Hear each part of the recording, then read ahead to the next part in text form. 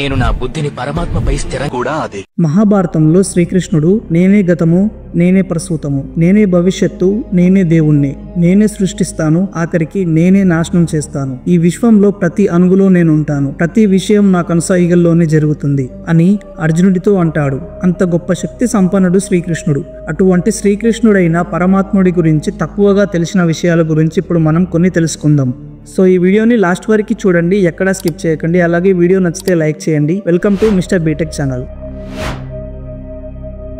శ్రీకృష్ణుడు తన చిన్న వయసులో అల్లరి పిల్లవాడు. అతని చిలిపి చేష్టలు, అల్లరి పనులు కథలు కథలుగా ప్రపంచవ్యాప్తంగా వినిపిస్తాయి. చిన్నతనంలో అతను తన ఆనందం కోసం చేయాలనుకున్న అన్ని అల్లరి పనులను చేశాడు. కానీ క్రమంగా తన తల్లికి తన నోట్లోనే విశ్వాన్ని చూపించి అబ్బురపరిచాడు శ్రీకృష్ణుడు. శ్రీకృష్ణ భగవంతుడు ఇంటి బయట ఆడుతున్న సమయంలో అతని అన్న బలరాముడు తల్లి యశోద దగ్గరికి వచ్చి శ్రీకృష్ణుడు మట్టి తింటున్నాడమ్మా అని చెప్పాడు. కానీ మొదట్లో యశోద ఈ విషయాన్ని నమ్మలేదు. ఆ తర్వాత యశోదకి కోపం వచ్చి శ్రీకృష్ణుడిని ఇంట్లోకి తీసుకెళ్లి నోటిని చూడాలనుకుంది. క్రమంగా నోరు తెరిచిన శ్రీకృష్ణుడి నోట మొత్తం విశ్వమే కనబడగా ఆశ్చర్యానికి లోనైన యశోదాదేవి శ్రీకృష్ణుడు దేవుడి రూపమని గ్రహించింది. కానీ తనని దేవుడిగా భావించిన యశోదాదేవి ఇక మీదట తల్లిగా ఉండలేదని గ్రహించి శ్రీకృష్ణుడు తన దైవశక్తితో యశోదాదేవి జ్ఞాపకాల నుండి ఈ సంఘటనను తొలగించాడు.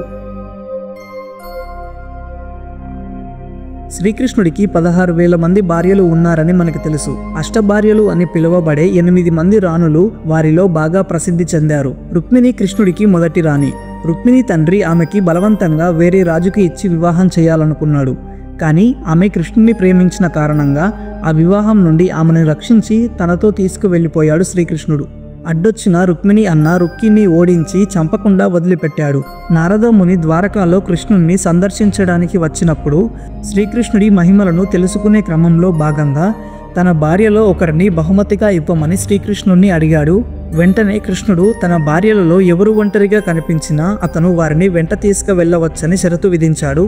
క్రమంగా శోధించిన నారద మునీంద్రులు వారికి ఏ భార్య కూడా ఒంటరిగా కనబడలేదు. అన్నిట్లా శ్రీకృష్ణుడే కొలువు తీరి ఉన్నాడు. శ్రీకృష్ణుడి లీలగా గ్రహించిన నారద మునీంద్రుడు తప్పుని క్షమించమని శ్రీకృష్ణుని వేడుకున్నాడు. మహాభారత యుద్ధ సమయంలో శ్రీకృష్ణ భగవానుడు గాంధారిని ఓదార్చడానికి వెళ్ళినప్పుడు తన వంశం మొత్తాన్ని నాశనం చేస్తున్నట్లుగా కృష్ణుని నిందించి నేటి నుండి 36 సంవత్సరాల తర్వాత యాదవ వంశం పూర్తిగా నశిస్తుంది అని శపించింది. అలా అయినా కృష్ణుడు యుద్ధాన్ని ఆపి తన బిడ్డల ప్రాణాలు కాపాడడంలో సహాయం చేస్తాడని భావించింది. కానీ అలా జరగలేదు. కౌరవ వంశమే తుడిచిపెట్టుకుపోయింది.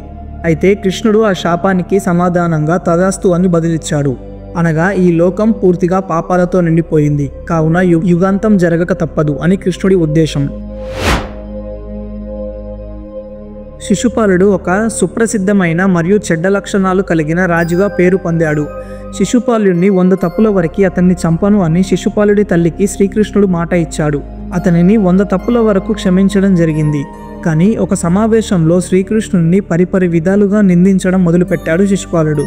ప్రతి ఒక్క నిందను తప్పుగా లెక్కిస్తూ వచ్చిన శ్రీకృష్ణుడు 100 తప్పులు పూర్తి కాగానే తన సుదర్శన చక్రంతో శిశుపాలుడిని తల నరికేశాడు. శిశుపాలుడు అలాగే జరాసంధుడు నిజానికి పూర్వజన్మలో జయ విజయులు అనే విష్ణు ద్వారపారకులు. ఒక శాపం వల్ల 3 జన్మల వరకు విష్ణుమూర్తికి దూరంగా ఉండవలసి వస్తుంది.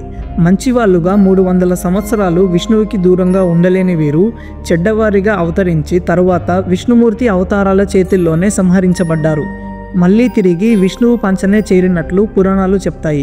క్రమంగా కృతాయుగంలో హిరణ్యకశిపుడు, హిరణ్యాక్షుడు, త్రేతాయుగంలో రావణ కుంభకర్ణులుగా మరియు ద్వాపరయుగంలో శిశుపాలులు, జరాసంధులుగా జన్మించి విష్ణువు వద్దకి చేరారు. మహాభారతంలో అన్నా చెల్లెళ్ల ప్రేమకు నిదర్శనంగా శ్రీకృష్ణుడు అలాగే ద్రౌపదీలను అభివర్ణించబడింది. ద్రౌపది పార్వతీదేవి అంశంగా, శ్రీకృష్ణుడు విష్ణుమూర్తి అంశంగా చెప్పబడ్డారు. ఇక్కడ విష్ణువు అలాగే పార్వతీదేవిలను అన్నా చెల్లెలుగా పురాణాల్లో చెప్పబడింది. ద్రోణాచార్యునికి ఏకలవ్యుడు తన బొటనవేలుని అర్పించినప్పుడు శ్రీకృష్ణుడు ఏకలవ్యుని దగ్గరికి వెళ్లి వరం ఇచ్చాడు. క్రమంగా యజ్ఞం నుండి పుట్టిన దృష్టద్యుమ్నుడి చేత ద్రోణాచార్యుడు వధించబడ్డాడు. కానీ మహాభారత యుద్ధంలో కర్ణుడు ఏకలవ్యుని చెల్లిని పెళ్లాడిన కారణం వల్ల ఏకలవ్యుడు కౌరవ సైన్యం వైపు ఉండవలసి వచ్చింది.